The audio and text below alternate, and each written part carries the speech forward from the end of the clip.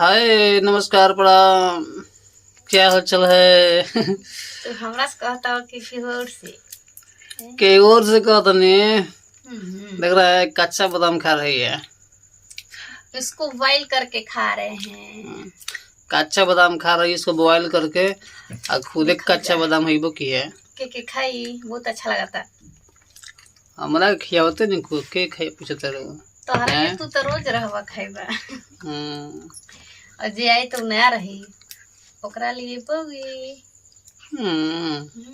इतना महंगा चीज क्या कहत रो। जानते हैं कल ना ईश्वर जोज के चल गए ना, कहलन कि आई इनका ले और हमारा इंतजार करत करत आज बिहान हो गई 10 बजे अलन।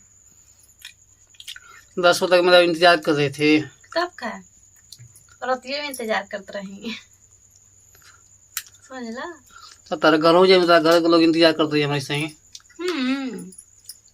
ऐसे ही मनवानी कोई इंतजार करी ना मैं तो घर जाए बोल जा रहे हैं तो अपने सिस्टर से इंतजार न करे जाए ना कि रात को कहाँ अभी तक नहीं आए।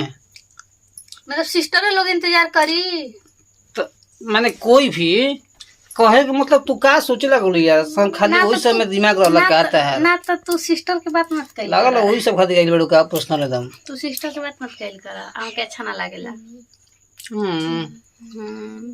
कल तार बात कल करी हमार बात कइल कर बस।